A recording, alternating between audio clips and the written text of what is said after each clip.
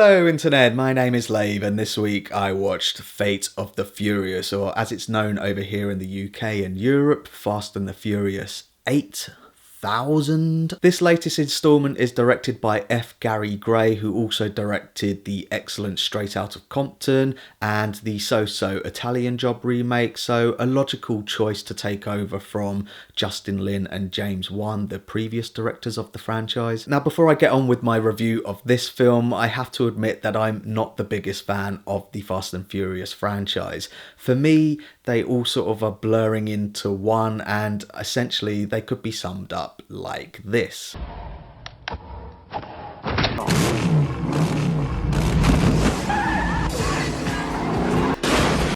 Family. And all of the marketing material and the promotional stuff would have you believe that they are trying to change it up for this one, but they're really not. So essentially now it's more like this.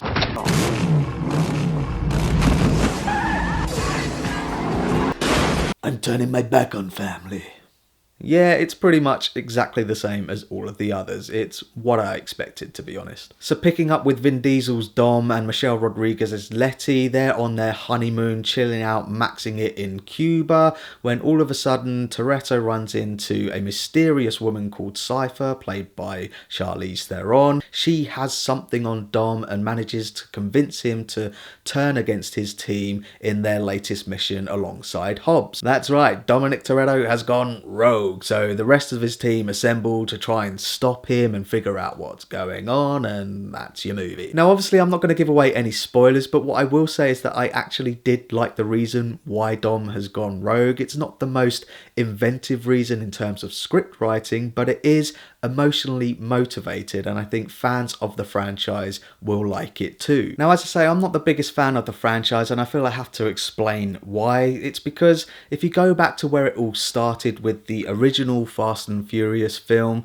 this one, all of the characters and the world that they inhabit are grounded in reality. They're believable, and only on a few occasions are you really asked to suspend disbelief. But actually all this film is really guilty of is being a half-decent remake of Point Break, which is actually better than the actual remake of Point Break. But of course they tried to franchise it with Too Fast, Too Furious, Tokyo Drift, and admittedly the formula did get a bit stale. So the producers kept throwing shit at the wall to see what would stick, and eventually they got all of the cast back together, which I was semi on board with. But then as we got into Fast 5, 6 and 7, the consistency of the characters just went completely out the window. I mean, one even dies but then comes back, and they explain it with amnesia, of course, amnesia. And in particular Dom Toretto himself, he starts off, let's remember, as a street racer who robs a couple of lorries, but then he gradually turns into this Sherlock-like detective who seems to be invulnerable to bullets and who actually starts flying around like a superhero at one point. And that seems to be most people's justification for this series, is that it's another superhero franchise, but then it's not like we're in short supply of superhero films. I'm just saying that I'd much rather go and watch an actual superhero film. But having said all that, and now that I've had my rant, I will admit that this one of the recent Furious films actually held my attention for slightly longer. I think that's because of the emotionally driven reason why Dom has gone rogue. And in terms of the direction, F. Gary Gray has adopted a very similar style to James Wan and Justin Lin. It's very in keeping with the other films. At least he keeps the action completely insane and bonkers and consistently generic. Fans of the franchise will feel like they're at home, and they'll be pleased to see that all of the cast is back. Tyrese is just as annoying as the comic relief Roman. Ludacris is back as the tech genius, because of course he's a tech genius. And The Rock and Jason Statham bring their natural charisma and commitment to the action set pieces. They have a couple of verbal and physical showdowns, and a bit of a bromance develops between them, which did make me smirk. That's right, you English son of a bitch. Shut up, you wanker. There's also some cameos from some previous characters in the franchise and some new additions as well. Scott Eastwood is there as Mr. Nobody's protege, completely forgettable. Helen Mirren turns up as Mrs. Shaw. She's got a Peggy Mitchell style East London accent, and she also has one of the funniest lines in the film when she's talking about God's Eye, the bullshit piece of technology from the last film.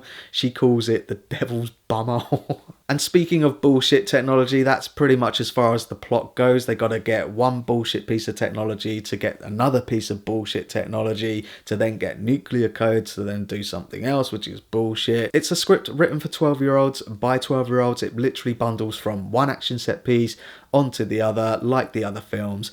If you liked the other films, then you will like this. If you don't care for the other films, then you really aren't missing much. So that's my thoughts on Fast and the Furious 8, and pause the video if you want to take a closer look at my enjoyment tracker now. I will admit that this is slightly better than Fast and Furious 5, 6 and 7. It's also better than the XXX film, which Vin Diesel also starred in recently, but for me that's like saying that Transformers 3 is better than Transformers 2. The last thing that I will say is that I did really like the nod to Paul Walker's character right at the very end of the film. I thought that was a really nice touch. Well done. So thanks very much for watching my review of Fast and Furious 8. I really do appreciate it. If you can, give this video a like and don't forget to share the Lave family.